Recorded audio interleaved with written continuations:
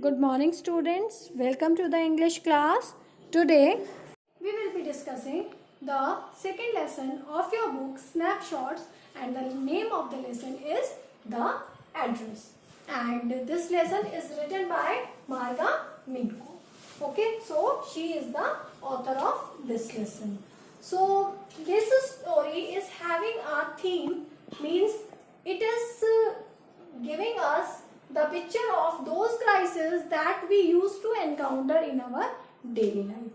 Okay, means during the war, what sort of pain one individual faces, that is also being shown in this story. One more thing is being exhibited in the story, that is during the trouble, those who shows as if they are our very closest friends or relatives, and after the things when they get settled down, how they react, that too is explained here. Okay, so let us discuss the theme of the lesson. The story revolves around the theme of crisis that we as an individual encounter.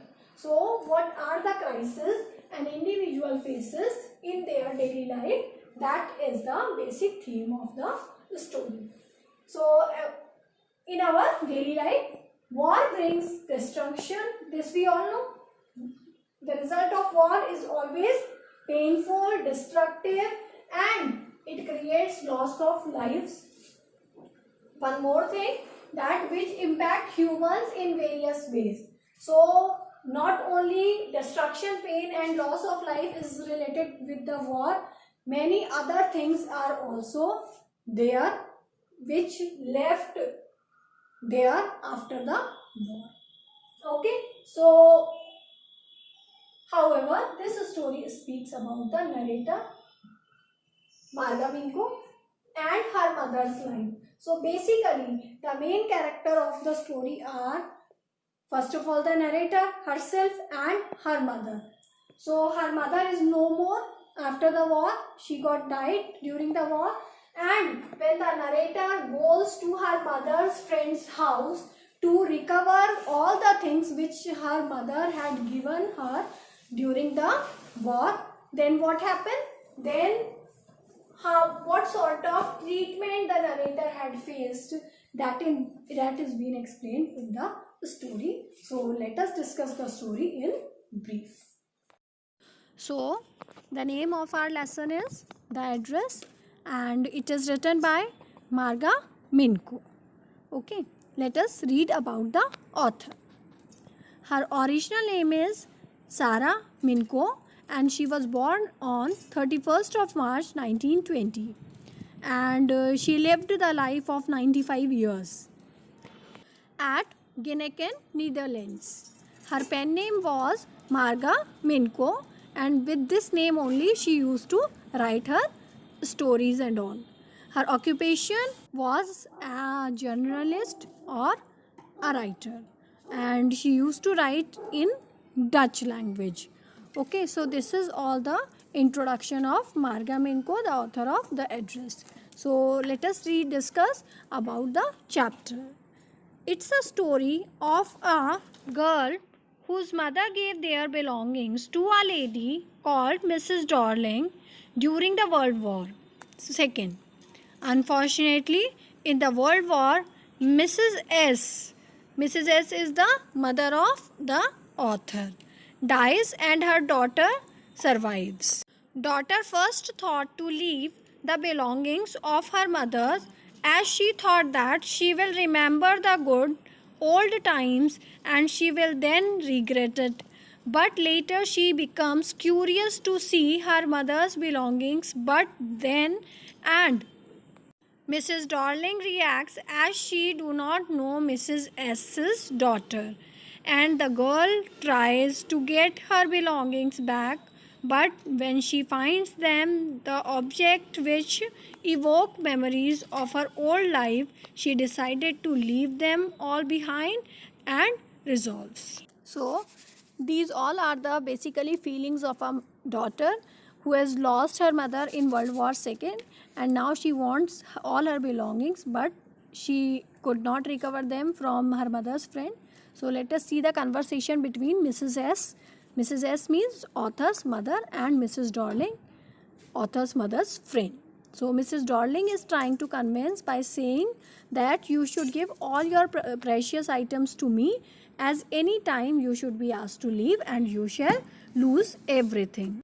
Then, being a simple lady, Mrs. S just says that, Mrs. Darling, are you sure about this? It can happen that you can stuck in problem because of helping a Jewish family. We all know that during World War II, the Hitler soldiers were killing Jews, all the Jews. So author was a Jew.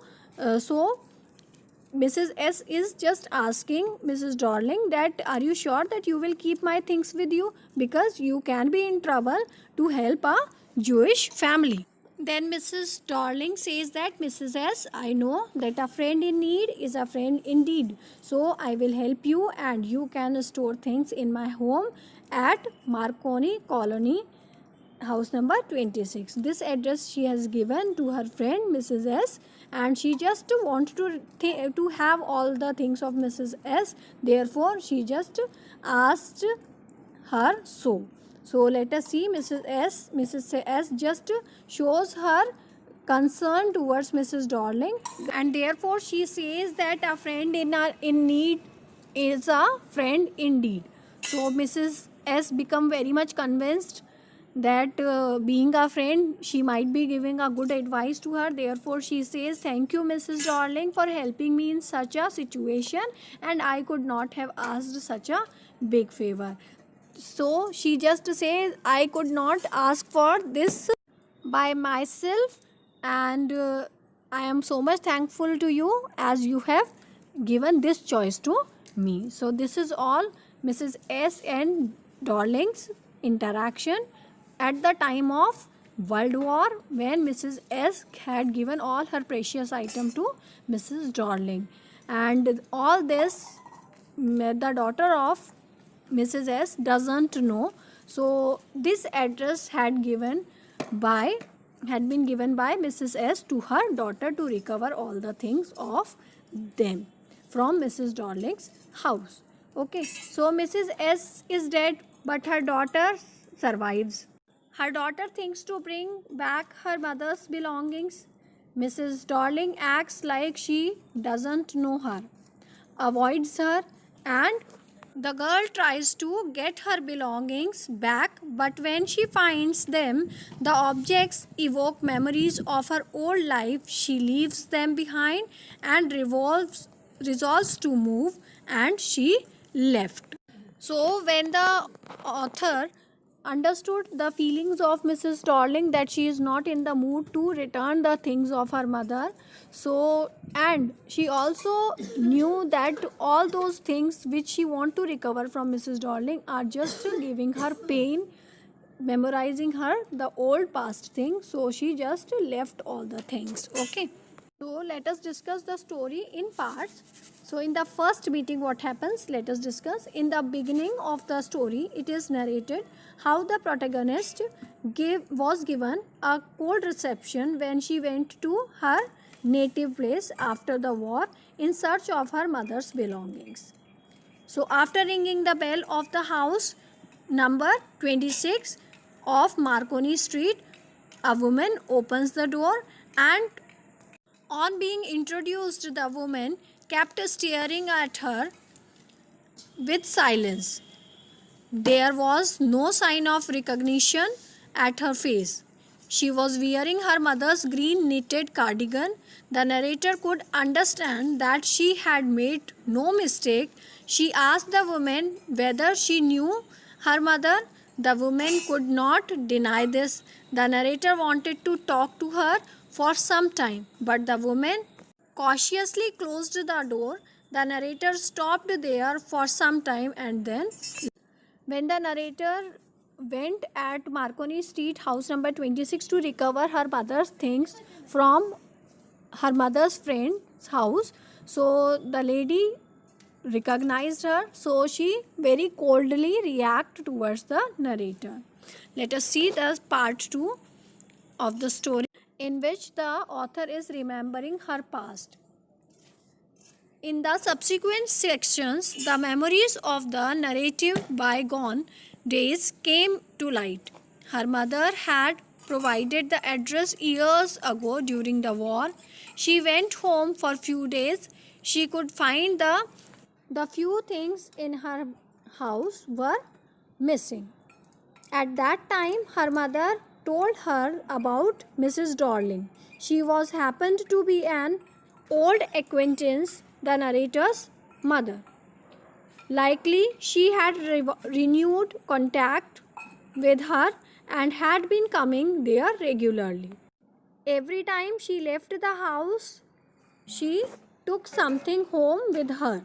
She told her that she wanted to save all their nice possessions. The next day, the narrator saw Mrs. Darling going out their house with a heavy suitcase.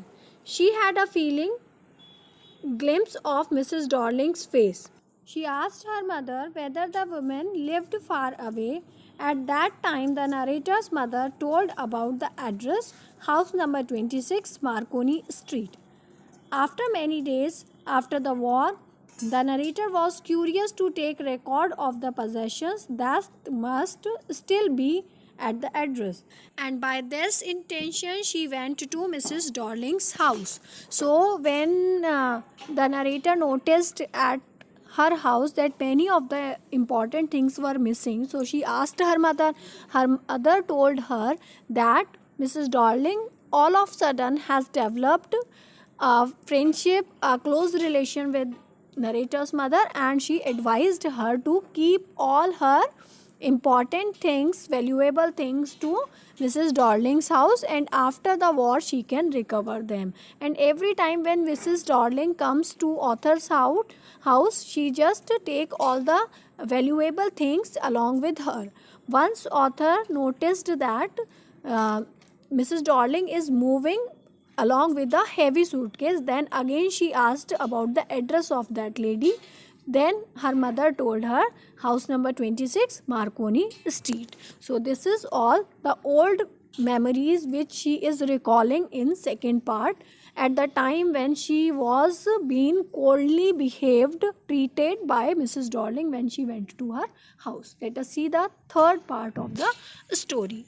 The concluding part of the story describes the second visit of the narrator.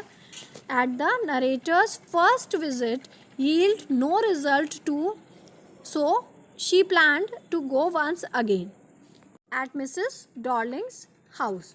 Interestingly, a girl of 15 years opened the door. She said that her mother was not at home. The narrator expressed her wish to wait for her mother.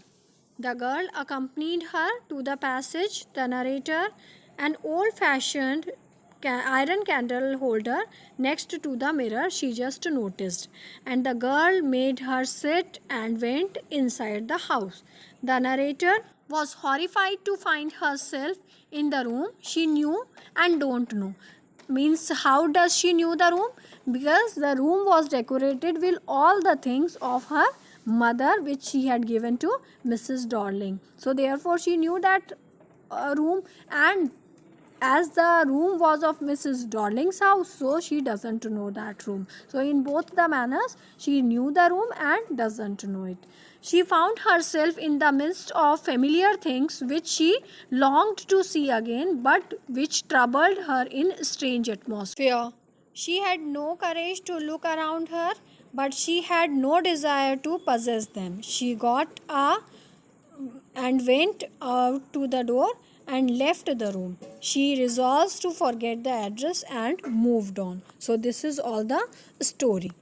So in the story, we all have come to know that when the narrator went to Mrs. Darling's house to recover her mother's things which she has given during the World War II to her, and Mrs. Darling had also promised her that she will return all the things after the World War.